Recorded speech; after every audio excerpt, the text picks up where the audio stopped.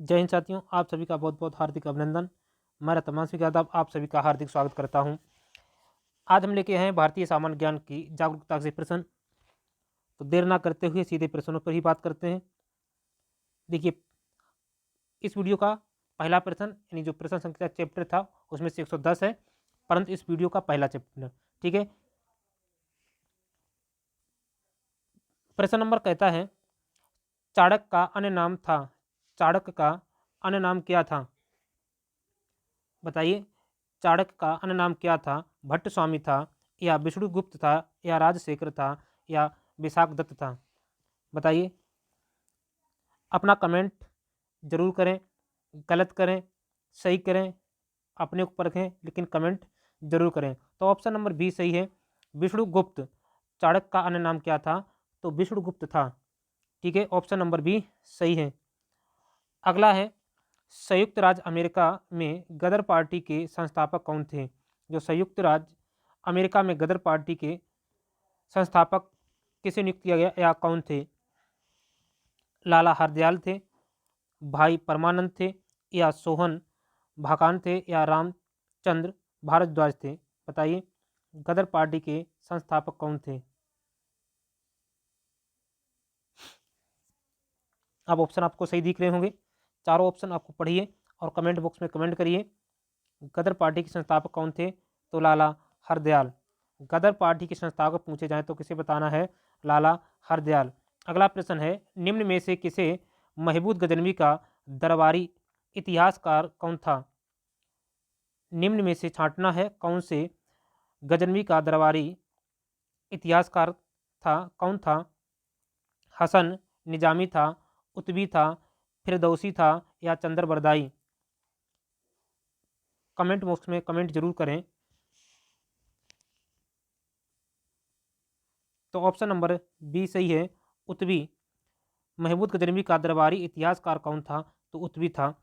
अगला प्रश्न है, प्रश्न नंबर 113 है, 1939 ईस्वी के त्रिपुरी अधिवेशन में सुभाष चंद्र बोस निम्न में से किसे पराजित कर कांग्रेस के अध्यक्ष पद पर पुनः निर्वाचित हुए? बताइए, डॉक्टर पटाभी सीतारमैया को, डॉक्टर मौलाना अबुल कलाम आज़ाद को, डॉक्टर राजेंद्र प्रसाद को, जवाहरलाल नेहरू को? 113 का आंसर दें। सुभाष चंद्र बोस निम्न में से किसे पराजित कर कांग्रेस के अध्यक्ष पद पर पुनः निर्वाचित हुए थे? 113 का आंसर करें।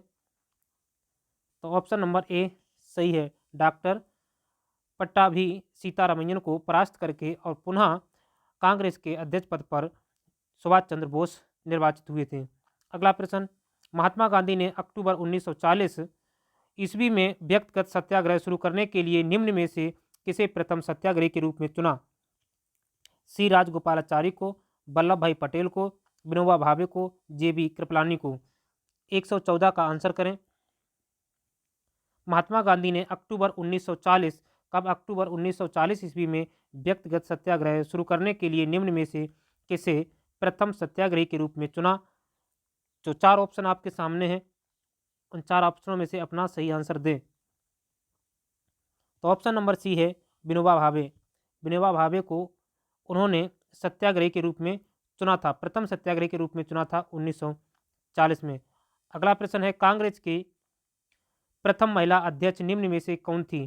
कांग्रेस की प्रथम महिला अध्यक्ष निम्न में से कौन थी? Shrimati Annie Besant, Shrimati Sarojini Naidu, Shrimati Nellie Sengupta, अरोड़ा अरोड़ा आसिफ अली? बताइए, कांग्रेस की प्रथम महिला अध्यक्ष कौन थी? 115 का आंसर करें। प्रथम महिला अध्यक्ष कौन थी? तो ऑप्शन नंबर ए सही है, श्रीमती एनी बेसेंट। इसका तो आंसर सबको आता होगा, तो ऑप्शन नंबर ए सही है, श्रीमती एनी बेसेंट कांग्रेस की प्रथम महिला अध्यक्ष थी। अगला प्रश्न, निम्नलिखित निम्नलिखित किस शहर में अशोक के शिलालेख नहीं है? किनमें कौन से शहर में अशोक के शिलालेख नहीं है? गिरनागर, कांधार में, पाटलिपुत्र में, तोपरा में? बताइए, निम्नलिखित किस शहर में अशोक के शिलालेख नहीं है? तो ऑप्शन नंबर सी सी है, पाटलिपुत्र में। पाटलिपुत्र में जो है अशोक के शिलालेख नहीं मिलते हैं। अगला प्रश्न है, अगला प्रश्न बहुत ही महत्वपूर्ण है। रौलट एक्ट के विरुद्ध निम्न में से किसने सत्याग्रह सभा गठित की? जो रौलट एक्ट आया था, उस रौलट एक्ट के विरोध में किसने सत्याग्रह सभा गठित की थी? तो ऑप्शन आपके सामने चारों हैं। मदन मोहन मालवीय ने, डॉक्टर सैफुद्दीन अली किचलू ने, महात्मा गांधी ने या मजहर उल हक ने? सही आंसर कमेंट बॉक्स में करें। सत्याग्रह, तो सत्याग्रह से संबंधित कौन होंगे? महात्मा गांधी होंगे। ऑप्शन नंबर सी सही है। ऑप्शन नंबर सी सही है। महात्मा गांधी ने रौलट एक्ट के विरोध में सत्याग्रह सभा गठित की थी। अगला प्रश्न है, महाराष्ट्र का निम्न में से वह कौन सा समाज सुधारक था जो लोकहितवादी के उपनाम से प्रसिद्ध हुआ? आत्माराम पांडुरंग थे या बाल गंगाधर तिलक थे या गोपाल हरि देशमुख थे या कृष्ण शास्त्री चिपलूणकार थे? बताइए, महाराष्ट्र का निम्न में से वह कौन सा समाज सुधारक था जो लोकहितवादी के उपनाम से प्रसिद्ध हुआ? जल्दी आंसर करें। तो ऑप्शन नंबर सी सही है, गोपाल हरि देशमुख। गोपाल हरि देशमुख में महाराष्ट्र में समाज सुधारक के लोकहित के नाम से भी विख्यात हुए। अगला प्रश्न है, प्रश्न नंबर 119 है, मुगल काल की पहली पूर्ण संगमरमर से निर्मित इमारत निम्न में से कौन सी है? मुगल काल की संगमरमर से पहली पूरी जो इमारत थी वो संगमरमर पत्थरों से निर्मित थी। तो उस इमारत का नाम बताना है। आपके सामने चारों ऑप्शन दिए हैं।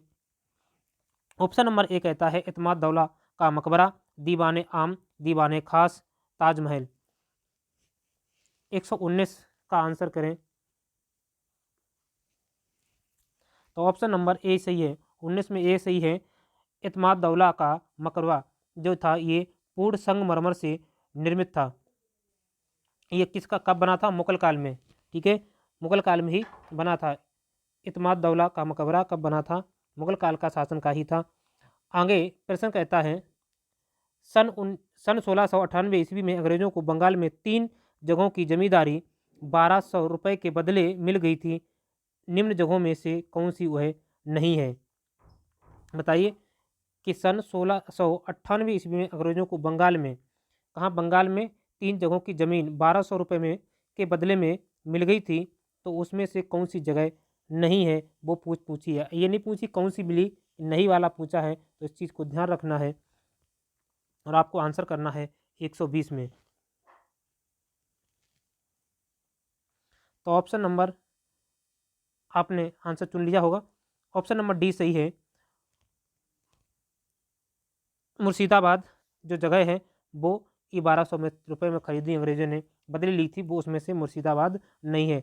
कलकत्ता ली, गोविंदपुर ली, सुतनटी ली, इन सब जगहों को उन्होंने इसके बदले में ले लिया, लेकिन मुर्शिदाबाद नहीं था। ऑप्शन नंबर डी सही है। अगला प्रश्न देखते हैं क्या है। अगला प्रश्न कहता है, अंग्रेजी कंपनी को मैग्ना कार्ट निम्न में से किस मुगल बादशाह ने प्रदान किया था? बताइए, किस मुगल बादशाह ने मैग्ना कार्ट प्रदान किया था? वो औरंगजेब था या बहादुर शाह था या जहदारा शाह था या फर्रुखसियर था? बताइए। 121 का आंसर करेंगे तो वो थे फर्रुखसियर। ऑप्शन नंबर डी सही है, फर्रुखसियर। और फर्रुखसियर के नाम से ही फर्रुखाबाद का नाम फर्रुखाबाद पड़ा। ठीक है, अगर पूछा जाए फर्रुखाबाद का नाम किसके नाम पर पड़ा तो फर्रुखसियर के ही नाम से फर्रुखाबाद का नाम फर्रुखाबाद पड़ा। अगला प्रश्न, सिंधु घाटी सभ्यता की लिपि कौन सी थी? सिंधु घाटी सभ्यता की लिपि कौन सी थी? फारसी थी, द्रविड़ थी या संस्कृत या पढ़ी नहीं जा सकती? बताइए कौन सी थी? 122 में 122 का आंसर सही करेंगे। सिंधु घाटी सभ्यता की लिपि कौन सी थी? तो ऑप्शन नंबर डी सही है, पढ़ी नहीं जा सकती। ऐसी लिपि थी जो पढ़ी नहीं जा सकती थी, इसलिए क्लियर नहीं, पढ़ी नहीं जा सकती थी। अगला प्रश्न है, महात्मा गांधी द्वारा स्थापित हरिजन सेवक संघ के संस्थापक अध्यक्ष निम्न में से कौन थे? महात्मा गांधी द्वारा स्थापित हरिजन सेवक संघ के संस्थापक अध्यक्ष निम्न में से कौन थे? महादेव देसाई थे, घनश्याम दास बिरला थे, अमृतलाल टक्कर थे या बी आर अंबेडकर थे। जल्दी आंसर करें। तो ऑप्शन नंबर चुन लिया होगा सही, तो ऑप्शन नंबर बी सही है, घनश्याम दास बिरला थे महात्मा गांधी के स्थापित हरिजन सेवक संघ के संस्थापक। अगला प्रश्न है, अगला प्रश्न क्या कहता है, अगला प्रश्न है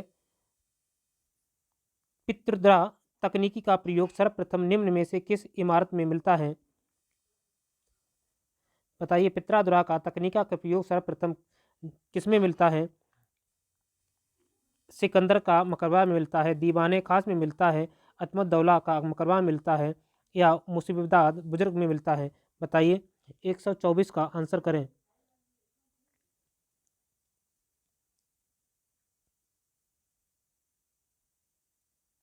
तो ऑप्शन नंबर सी सही है, इतमुद्दार दौला का मकबरा। तो ऑप्शन नंबर सी सही है, इसमें पितृद्रा का तकनीक का प्रयोग मिलता है। अगला प्रश्न है, प्रश्न नंबर 125, फारसी त्यौहार नवरोज को निम्न में से किस शासक ने मनाना शुरू किया था? वो कुतुबुद्दीन ऐबक था, या इल्तुतमिश था, या बलबन था, या मोहम्मद बिन तुगलक था? बताइए, 125 का आंसर करेंगे। 125 का आंसर करेंगे कि फारसी त्यौहार नवरोज को निम्न में से किस शासक ने मनाने का शुरू किया था? तो ऑप्शन नंबर सी सही है, बलबन ने। किसने? बलबन ने। अगला प्रश्न, दीवान ए कोही नामक विभाग की स्थापना निम्न में से किस सुल्तान ने की थी? दीवान ए कोही नामक विभाग की स्थापना निम्न में से किस सुल्तान ने की थी? वो था जलालुद्दीन खिलजी, अलाउद्दीन खिलजी, मोहम्मद बिन तुगलक, फिरोज शाह तुगलक। प्रश्न नंबर 126 का आंसर करें। दीवान ए कोही नामक विभाग की स्थापना निम्न में से किस सुल्तान ने की थी? तो आपने भी आंसर चुन लिया होगा, कमेंट बॉक्स में जरूर जल्दी किया करें। तो ऑप्शन नंबर सी सही है, मोहम्मद बिन तुगलक ने दीवान ए कोही नामक विभाग की स्थापना की थी। अगला प्रश्न, सन 1934 ईस्वी में पटना में कांग्रेस सोशलिस्टों सोशलिस्टों के अखिल भारतीय सम्मेलन का आयोजन निम्न में से किसने किया था? बताइए, आचार्य नरेंद्र देव ने किया था, जयप्रकाश नारायण ने किया था, डॉक्टर राम मनोहर लोहिया ने किया था, या अच्युत पटवर्धन ने किया था? प्रश्न नंबर 127 का आंसर सही करें। सन 1934 में पटना में कांग्रेस सोशलिस्टों के अखिल भारतीय सम्मेलन का आयोजन निम्न में से किसने किया था? ऑप्शन करें जल्दी। ऑप्शन नंबर बी सही है, इसमें ऑप्शन नंबर बी सही है, जयप्रकाश नारायण ने। अगला प्रश्न है, संविध व्यय अध्यादेश 1891 निम्न में से किसके सदप्रयासों से पारित किया गया? दादा भाई नौरोजी के, एस बंगाली के, बहराम जी एम मालाबारी के, ईश्वर चंद्र विद्यासागर के? 128 का आंसर सही करें। बताइए, 128 का। तो 128 का ऑप्शन नंबर सी सही है, 128 का ऑप्शन नंबर सी सही है, बहराम जी एम मालाबारी के सदप्रयासों से 1891 के जो अध्यादेश था समत बहस का वो पारित किया गया। अगला प्रश्न है, तुर्काने चहलगानी चालीसा गुलामों का दल को निम्न में से किस सुल्तान ने संगठित किया था? वो कौन था? कुतुबुद्दीन ऐबक था, या इल्तुतमिश था, या बलबन था, या जलालुद्दीन था? प्रश्न नंबर 129, तुर्काने चहलगानी इन चालीसा गुलामों का दल किस सुल्तान ने गठित किया था? तो ऑप्शन नंबर बी सही है, इल्तुतमिश ने किया था। तो ऑप्शन नंबर बी राइट है। अगला प्रश्न, निम्न में से कौन सा क्रम विजयनगर साम्राज्य पर शासन करने वाले वंशों का सही क्रम है? जो विजयनगर पर जो जिसने साम्राज्य किया था उस वंशों का सही क्रम पूछ रहा है। तो बताइए, ऑप्शन नंबर इसमें कौन सा सही है? संगम, सालुब, तुलुब, आरविड, या सालुब, संगम, तुलुब, या राविड, या संगम, सालुब, अराविड, या तुलुब, या उपयुक्त में से कोई नहीं? बताइए, कौन सा क्रम सही है? विजयनगर साम्राज्य पर शासन करने वाले वंशों का। तो विजयनगर पर सबसे पहले संगम, उसके बाद सालू, उसके बाद तुलुप, उसके बाद अरविंद। तो ऑप्शन नंबर ए सही है। कौन सा होगा? ऑप्शन नंबर ए सही है। दोबारा देख लीजिए, दोबारा पढ़ लीजिए, रिपीट करके पढ़ लीजिए। अगला प्रश्न है, प्रश्न नंबर 131 कहता है, केरल में बैकोम सत्याग्रह का मुख्य उद्देश्य क्या था? केरल में बैकोम सत्याग्रह का मुख्य उद्देश्य क्या था? ऑप्शन नंबर पहला कहता है निम्न जातियों आवरणों के लिए मंदिरों के द्वार उन्मुक्त करवाना। ऑप्शन नंबर बी है मंदिर की सेवा के लिए देवदासियों की दीक्षा पर रोक। ऑप्शन नंबर सी अस्पृश्यता निवारण के लिए। ऑप्शन नंबर डी मंदिर के मठाधीशों पर गैर ब्राह्मणों को पुजारियों के रूप में नियुक्त करने के लिए दबाव डालना। तो कौन सा आंसर सही है? जल्दी करें। केरल में बैकोम सत्याग्रह का मुख्य उद्देश्य क्या था? तो ऑप्शन नंबर ए सही है, निम्न जातियों आवरणों के लिए मंदिरों के द्वार उन्मुक्त करवाना। अगला प्रश्न, सन 1920 ईस्वी में अखिल भारतीय ट्रेड यूनियन कांग्रेस के उद्घाटन का अधिवेशन की अध्यक्षता में निम्न में से किसने किया था? बताइए।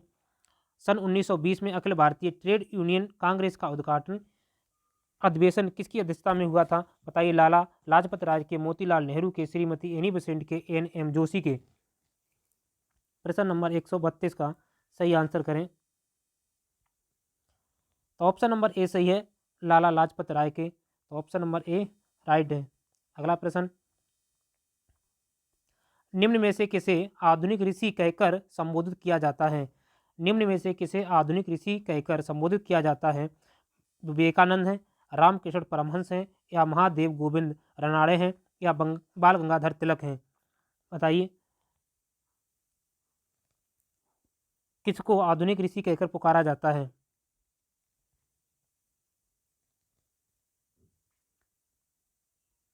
तो ऑप्शन नंबर सी सही है, महादेव गोविंद रनाड़े को जो है ऋषि कहकर पुकारा जाता है। तो ऑप्शन नंबर कौन सा? सी सही है।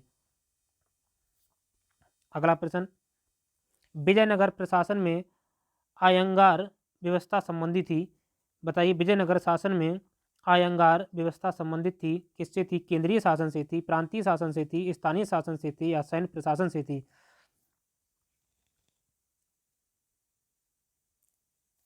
विजयनगर प्रशासन में आयंकर व्यवस्था थी। तो ऑप्शन नंबर सी सही है, स्थानीय स्थानीय प्रशासन से थी। ऑप्शन नंबर सी सही है। ऑप्शन नंबर सी सही है 134 में। अगला प्रश्न, निम्न में से कौन सी गुप्तकालीन स्वर्ण मुद्रा है? गुप्तकालीन स्वर्ण मुद्रा है, बताइए। कौड़ी है, दीनार है, पड़ है, निस्क है? बताओ। कौड़ी, दीनार, पड़, निस्क। गुप्तकालीन स्वर्ण मुद्रा। तो ऑप्शन नंबर बी सही है, दीनार। गुप्तकालीन कौन सी स्वर्ण मुद्रा कौन थी? दीनार थी। आगे, अब आगे ये राष्ट्रीय आंदोलन और कब कब ये आंदोलन हुए उनकी तिथियां हैं। तो देखिए, बहुत ही महत्वपूर्ण आंदोलन और उनके सामने उनकी तिथि लिखी हुई है, राइट सीधे। सैन्य विद्रोह, ये प्रथम स्वतंत्रता संग्राम 10 मई 1857 को चली थी। सबसे पहले स्वतंत्रता के लिए 10 मई 1857 की क्रांति चली थी, जिसमें महारानी विक्टोरिया, महारानी झांसी की रानी, तमाम हमारे देश के योद्धा जागे और उन्होंने 1857 की क्रांति स्वतंत्रता के लिए ये प्रथम थी। आगे, विक्टोरिया भारत की साम्राज्ञी घोषित कब हुई? ये 1858 में हुई। विक्टोरिया भारत की साम्राज्ञी कब घोषित हुई? 1858 में। इंडियन काउंसिल एक्ट कब हुआ? 1861 में। इंडियन काउंसिल एक्ट कब पारित हुआ? 1861 में। कूका विद्रोह कब हुआ? 1872 में। कूका विद्रोह कब हुआ? 1872 में। लॉर्ड लिंटन द्वारा दिल्ली दरबार का आयोजन कब हुआ? 1870 में। प्रथम फैक्ट्री अधिनियम कब बना? तो 1881 में। आगे है, थियोसोफिकल सोसाइटी केंद्र अडयार स्थापित हुआ 1882 में। एल्बर्ट बिल कब हुआ? 1883 में। भारतीय विश्वविद्यालय अधिनियम कब पारित हुआ? 1904 में। सभी तिथियों को अच्छी तरीके से याद करें, कोई सी पूछी जा सकती है, आपके लिए सभी ही बहुत ही महत्वपूर्ण है। बंगाल विभाजन 1905 में हुआ। बंगाल का विभाजन कब हुआ? 1905 में हुआ। सूरत अधिवेशन कांग्रेस में फूट 1907 में हुई। माल्टे मिंटो सुधार कब आया? 1909 में आया। ब्रिटिश साम्राज्य का दिल्ली दरबार 1911 में। प्रथम विश्व युद्ध 14 से 19 तक चला, कहीं के 14 से 19 मिलेगा, कहीं से 14 से 18 मिलेगा। आगे है मुस्लिम लीग कांग्रेस समझौता लखनऊ पैक्ट 1916 में हुआ। महात्मा गांधी द्वारा चंपारण सत्याग्रह 1917 में हुआ। रौलट अधिनियम एक्ट 1919 में आया। तो 1919 में ही जलियांवाला हत्याकांड हुआ, जैसा कि आगे दिया गया है। जलियांवाला हत्याकांड 1919 में हुआ और ये 13 अप्रैल को हुआ था, 13 अप्रैल 1919 में। आगे मॉन्टेक्यू चेसपोर्ट सुधार 1919 में ही। अगला है खिलाफत आंदोलन 1920 में हुआ। असहयोग आंदोलन 1920 से 1922 तक चला। 1922 में चौरी चौरा कांड हुआ, तभी से रुक गया। ठीक है, चौरी चौरा कांड कब हुआ? 1922 में। साइमन कमीशन की नियुक्ति 1927 में। साइमन कमीशन की नियुक्ति 1927 में। साइमन कमीशन का भारत आगमन 1928 में हुआ। भगत सिंह द्वारा केंद्रीय असेंबली भवन में बम फेंकना 1929 में। भगत सिंह द्वारा केंद्रीय असेंबली में बम कब फेंका गया? तो 1929 में। कांग्रेस द्वारा पूर्ण स्वराज की मांग कब की गई? 1929 में। सबने अवज्ञा आंदोलन कब शुरू हुआ? 1930 में। प्रथम गोलमेज सम्मेलन कब हुआ? 1930 में। प्रथम गोलमेज सम्मेलन कब हुआ? 1930 में। द्वितीय गोलमेज सम्मेलन कब हुआ? 1931 में। तृतीय गोलमेज सम्मेलन 1932 में। प्रथम 30, द्वितीय 31, तृतीय 32। ठीक है, याद रखना है। तीनों गोलमेज सम्मेलन में पूछा जाएगा कौन से गोलमेज सम्मेलन महात्मा गांधी उपस्थित नहीं हुए, जो जो नेता हुए थे उन सबको पूछा जाएगा, या तीनों गोलमेज सम्मेलन में कौन कौन उपस्थित रहे। आगे सांप्रदायिक निर्वाचन प्रणाली की घोषणा कब हुई? 1932 में। पूना पैक्ट कब हुआ? 1932 में। सुभाष चंद्र बोस भारत छोड़ना 1941 में। सुभाष चंद्र बोस का भारत छोड़ना 1941 में। सुभाष चंद्र बोस ने 1941 में भारत छोड़ दिया। आगे भारत छोड़ो आंदोलन कब शुरू हुआ? 19 अगस्त 1942 में। क्रिप्स मिशन आगमन कब हुआ? 1942 में। कैबिनेट मिशन आगमन कब हुआ? 1946 में। आगे है भारतीय संविधान सभा का निर्वाचन कब हुआ? 1946 में। नौसेना विद्रोह कब हुआ? 12 फरवरी 1946 में। मुस्लिम लीग द्वारा सीधी कार्रवाई की घोषणा 16 अगस्त 1946 में। आगे है भारत के विभाजन की माउंटबेटन योजना 30 जून 1947 में। भारतीय स्वतंत्रता प्राप्ति 15 अगस्त 1947 में। महात्मा गांधी की हत्या 30 जनवरी 1948। कश्मीर का भारत में विलय 1948। कश्मीर का भारत में विलय कब हुआ? 1948। देशी रियासतों का भारत में विलय 1948 से 1950। भारतीय गणतंत्र का गठन कब हुआ? 26 जनवरी 1950, जिस हमारा भारतीय संविधान लागू हुआ उसी दिन 26 जनवरी से हम मनाने लगे। यहाँ पूछा महात्मा गांधी की हत्या किसने की? तो नाथूराम गोडसे ने। आशा है, पूर्ण विश्वास है कि आपको हमारी ये वीडियो अच्छी लगेगी।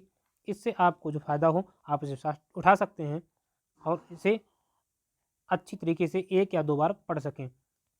मिलते हैं अगले वीडियो में, तब तक के लिए जय हिंद।